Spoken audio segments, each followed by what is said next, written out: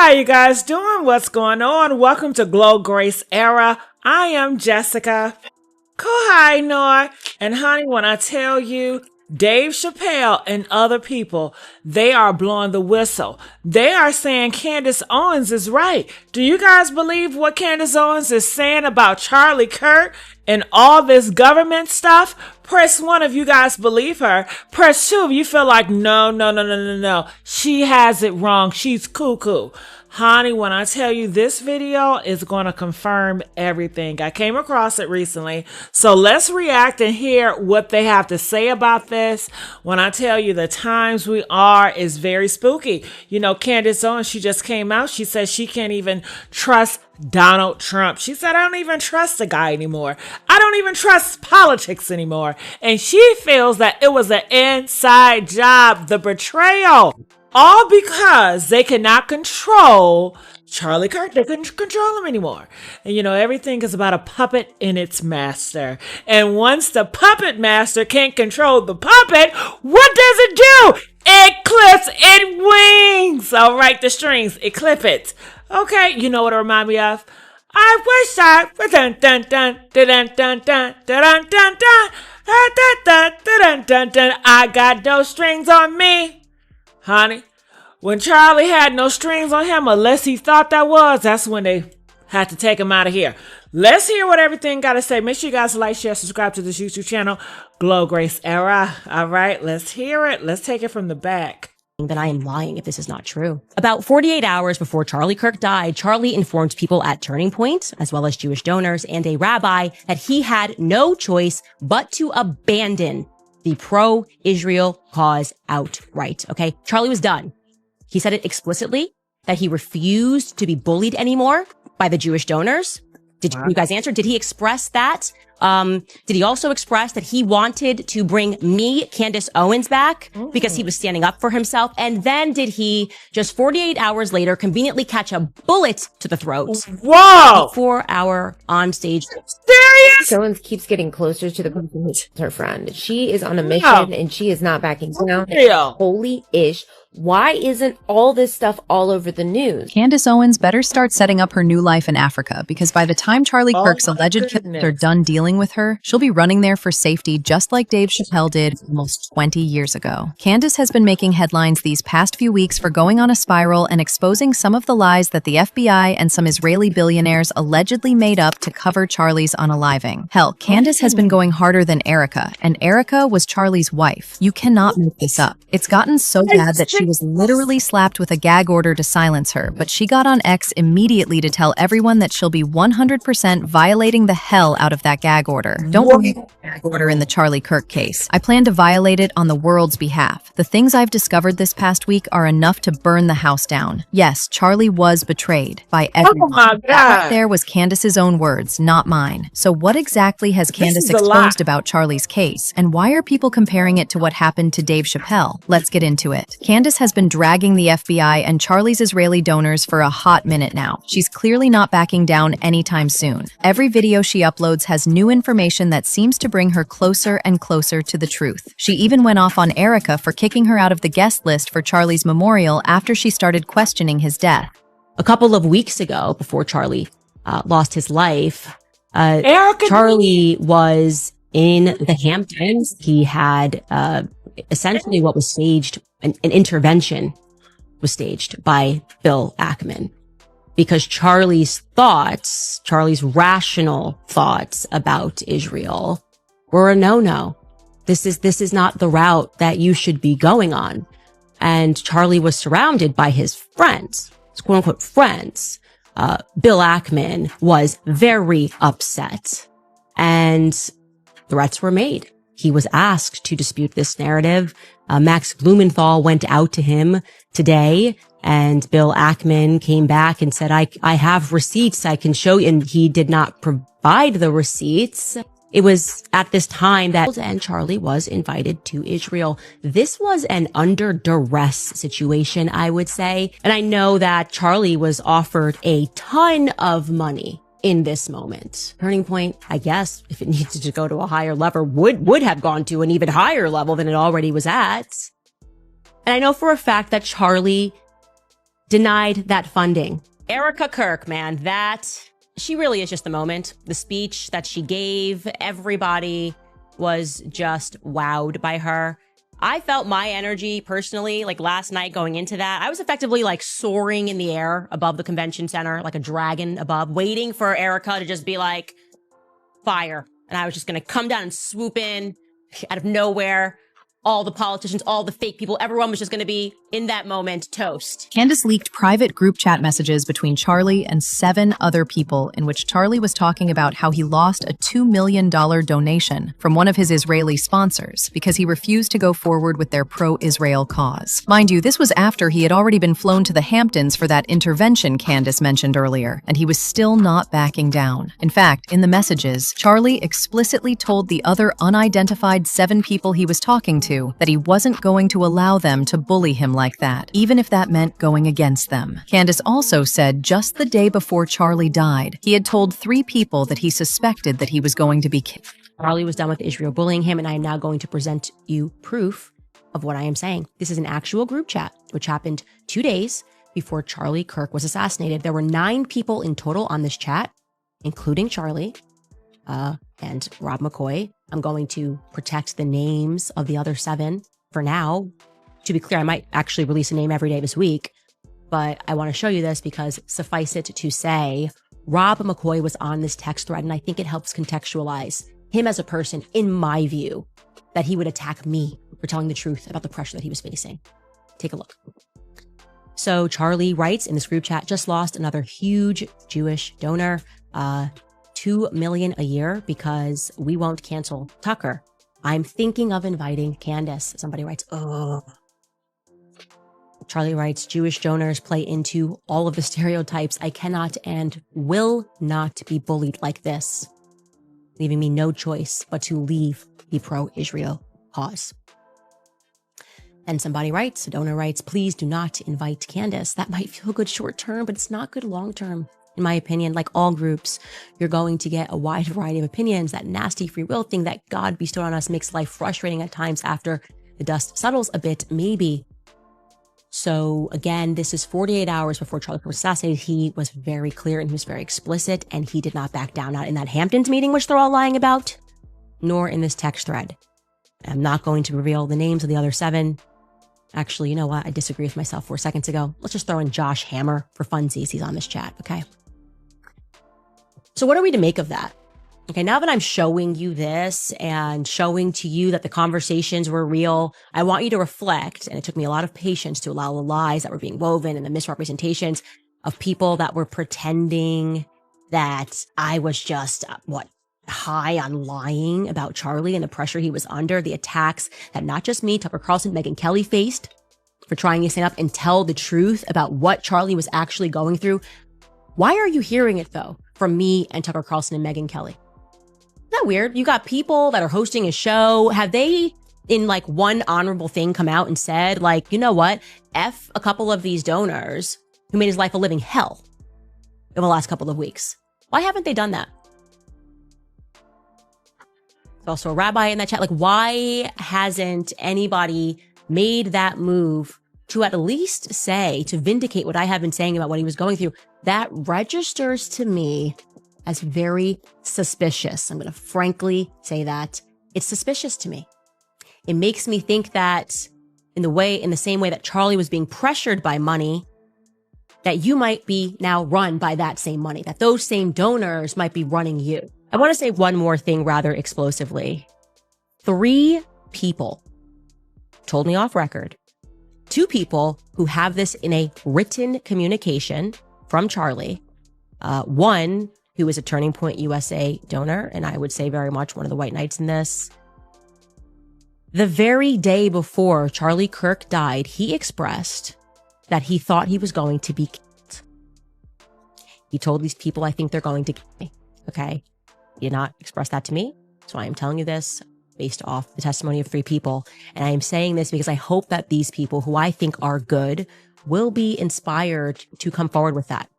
Now, again, those conversations I had were off record. I honor that. If I say it's off record, it stays off record. But I'm hoping that watching what I am doing and feeling the energy that is rising across the world for people who want to know what the heck happened on 9/10, that, you know, they will be brave and they will say, yeah, Charlie did the day before he died think that he was going to be killed, and maybe tell us, who is they? Well, for once and for all, who is they? Who is the they that he thought were going to kill him? Candace also brought up how Marjorie Taylor Greene randomly felt the need to put it out there that she wasn't having any thoughts of taking her own life, and that if anything happened to her, everyone should look to a foreign government, aka Israel, being involved. Basically, Candace was insinuating that Marjorie was receiving threats too, and this tweet was her way of protecting herself. I would never take my own life. I have no suicidal thoughts. Well, Marjorie Taylor Greene, she feels the need, as she did a couple of days ago, to publicly clarify that she is not suicidal. She wrote, I am not suicidal, and I'm one of the happiest and healthiest people that you will meet. I have full faith in God, and Jesus Christ is my Lord and Savior. As a sinner, I am only saved through his grace and mercy. With that said, if something happens to me, I ask you all to find out which foreign government or powerful people would take heinous actions to stop the information from coming out. Not only about this issue, but because of the truth that I have been speaking, the people understand what I am saying. Yes, we are the people, and we understand what you are saying. Candace didn't stop there. Oh no. She took to her Instagram a few days ago to expose the FBI lying to the public about Tyler being the shooter, when everything points to him being framed. She claimed that those blurry images that the FBI released of Tyler leaving the rooftop were fake, and that the story about Tyler's mom and dad selling him out to the feds was fabricated. I want to break this news immediately because it feels important, and I think if I don't break it immediately, something bad might happen. I hope I have earned the trust of enough people to believe me when I say that I have verified this information but cannot reveal the source. Tyler Robinson is not suicidal. The entire narrative that was placed in the media about him having been suicidal is completely fictional, as are many other aspects of what we have been told. His father having turned him in after a confession is also complete fiction. To the contrary, Tyler Robinson maintains his innocence and has never even been to the UVU campus. There are absolutely zero photos or videos that the campus can produce to the contrary, which is why they have produced nothing other than a blurry image which Tyler's family knows is not him. Tyler has never once expressed a suicidal thought. I want to make that clear. The federal government is lying about absolutely everything, other than the fact that it is his gun. Not that we needed further substantiation, but Tyler Robinson did not author those Discord messages. I would like to again stress that he has never been to UVU campus, and I need to confirm this later. I believe he was around the campus on that day. I will have more on this later, but I wanted to immediately publish that the Tyler Robinson suicide narrative, plus the dad that did the right thing after realizing his son was guilty, is a federal concoction. Of most interest to me, what I've learned is that his father does not believe, his parents don't believe that their son committed this crime. I was like, huh? Excuse me? That's a far cry from what the media has been telling us. Remember, the media presented this amazing story. The father realized his son was guilty, so it goes, right? And then he phoned over a friend to help him convince his son to turn himself in, because this guy, you know, this mysterious guy was a friend and just had a connection with Tyler. And eventually they said, you've got to do the right thing here. We know this is you. That was the vibe. Certainly that's what the media was putting down for us to pick up. Well, I was told actually that it was kind of the opposite. Tyler has never even stepped foot on UVU campus. Tyler, it turns out, which has already been revealed, was accepted into Utah State University, not Utah Valley. And that's actually interesting if you pause and reflect on that, because we didn't really consider how on earth Tyler became not just familiar with the layout of the campus, but familiar with the rooftop layout of UVU campus. So familiar that he knew exactly how to scale across the rooftops to duck down in order to take an almost impossible shot at a Charlie Kirk who was sitting beneath a tent. Curiously, however, Candace took it a bit further by putting out this photo of Tyler at Diary Queen, looking as chill as ever while grabbing something to eat at around 6:38 p.m. Mind you, the Diary Queen Tyler was at is a good 15 to 17 minutes from UVU campus by car, which is where Charlie was killed. Candace brought up the fact that Tyler was wearing a maroon t-shirt and a cap, claiming that he didn't change his outfit at all after supposedly gunning down Charlie. Now, the reason this is not making sense to her, and a lot of people, is because most people, after committing a crime like the one he did, would change outfits to reduce the chance of being caught, since someone may have seen them exiting the crime scene. Tyler, on the other hand, didn't do that. It actually looked like he was having a normal day, and next thing he knew, he was thrown into all this. Except sometimes things don't go as planned. Because before people realize they have anything, or maybe when they're trying to reach out to the feds, they're texting a friend who texts a friend. And the next thing you know, the whole neighborhood in all of Orem has something. And this is what happened. Something made its way around the entire town and into my tips line repeatedly. It is a very clear image of Tyler Robinson, allegedly taken, I'll say allegedly for safety here, but it's looking right according to my timeline, allegedly taken at 6:38 p.m. at a nearby Dairy Queen. Here is that photo that we can show you. Just take a look at this photo. What is wrong with this picture? A lot is wrong with this picture. First and foremost, 6:38 p.m. You just shot someone. You have gone through great pains to hide your face, to change your outfit. But wait, you didn't fully change your outfit, did you? I'm looking at this photo and you're wearing jeans and you're wearing the maroon shirt. Now we have a 50-50 combo of the outfits. And now you're showing your eyes and you're not fearful at all that you might be recognized. Also, wow, you must have quite the stomach. You don't have a record. Next thing you know, you shoot someone and you're like, I'm just going to go have a meal. You don't seem to be too shaken or too upset.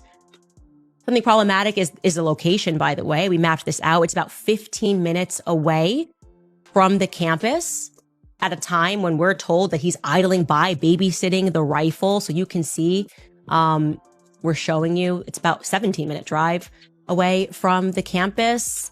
So there should be a lot of footage then of this Dodge Challenger driving back and forth. Okay. And like I said, the biggest thing that jumps at me is he looks kind of content there. So he's got to be a full-blown psychopath wearing half of what the feds told us he was wearing in the morning and half of what the feds told us that he was wearing during the shooting.